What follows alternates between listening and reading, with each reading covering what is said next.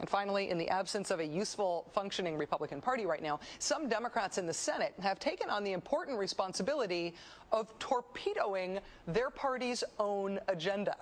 I speak, of course, of the Conserva-Dems. Evan Bayh, conservative Democratic senator from Indiana, has followed through on his promise to form a conservative Democratic caucus in the Senate to oppose the Obama agenda. So far, he says they want to focus on reducing federal spending. Really? In a recession? Because you liked the Great Depression? According to Roll Call today, the Conserva-Dems are also trying to water down the president's climate change legislation. And they're gearing up to prevent health care legislation from passing by making sure that it's brought up in a way that it will still be subject to the Republicans filibustering it. Yes, these are Democrats doing these things. Who needs Republicans when you've got Democrats like this? These 15 Conserva-Dems all allowed their names to be used on Evan Bayh's press release announcing his new group.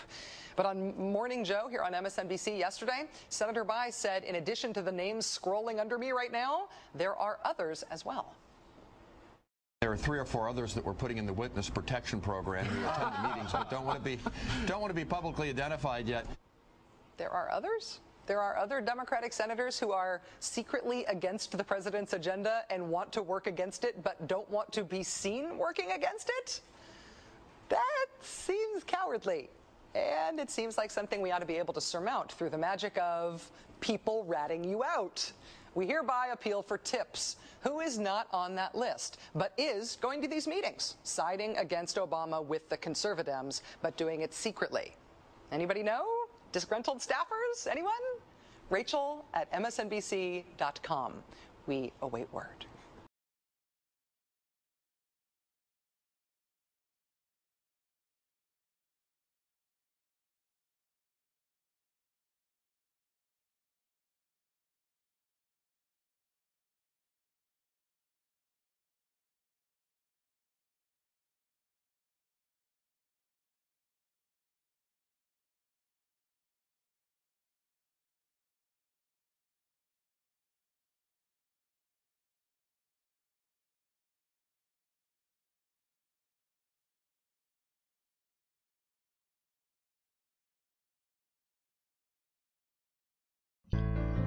Here we are with 1,100 pages. 1,100 pages not one member of this body has read. Not one. What happened to the promise that we're going to let the American people see what's in this bill for 48 hours? But no, we don't have time to do that. Somebody took that amendment out in House Senate conference. Somebody got in that room and protected those AIG bonuses. And top congressional people aren't saying who it was. Senator Hagel, one last question for you. Since you left the Senate, the Republican Party chairman has threatened to run primary challengers against Senators Snowe and Collins and Specter because they voted with the Democrats on the stimulus bill. I wonder if that makes you happy that you are no longer in the Senate. I wonder if you think that's not a wise move.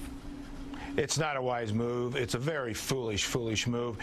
You know, Rachel, those of us who have had the privilege and do still have the privilege of serving this country in some capacity take an oath of office to the Constitution to do what we think is right for our country. We don't take an oath of office to our president, to our party, to any other allegiance than the Constitution. If you are governed by what you think is right for your country, you're going to be fine. And have these kind of nutty prescriptions out there by either party saying you have to have a total party loyalty dynamic to you or will threaten you or run you out of office, that's not going to work. Listen, I think Snowe and Collins are so overwhelmingly popular in Maine you could run anybody against them and they'd beat them. I think Specter is doing pretty well. He has done pretty well in Pennsylvania based on what he thinks is right for his state and his country. There's no room for that kind of silliness in this business. I think that was what this election was all about. People expect serious people to deal with serious issues and to govern seriously. And when you don't do that, you become irrelevant. Former Republican Senator Chuck Hagel, it is a real pleasure to have you on the show. Thank you for joining us. Rachel, thank you.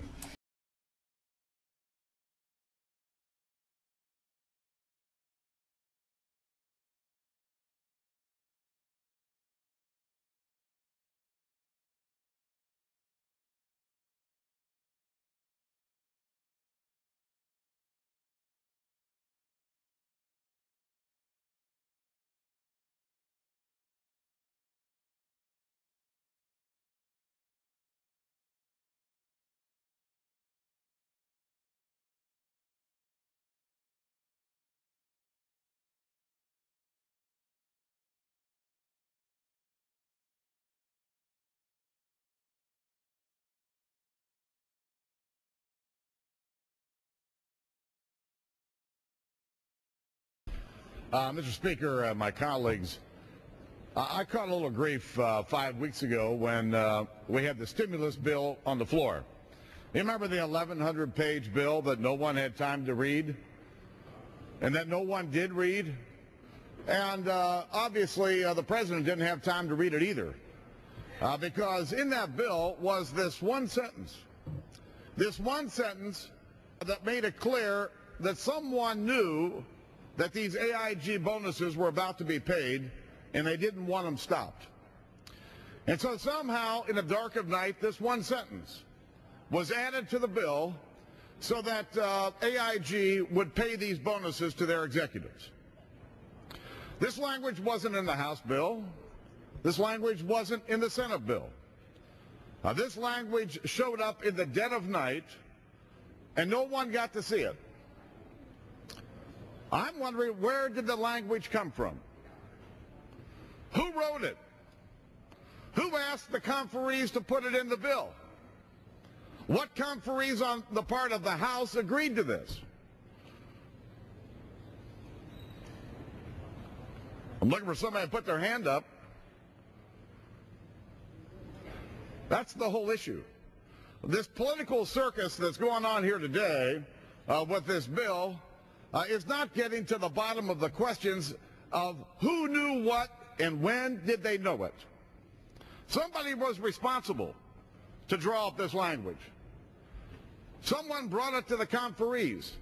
Someone brought it to the Democrat leadership who wrote this bill in secret and put this language in there. But we have no idea who it was.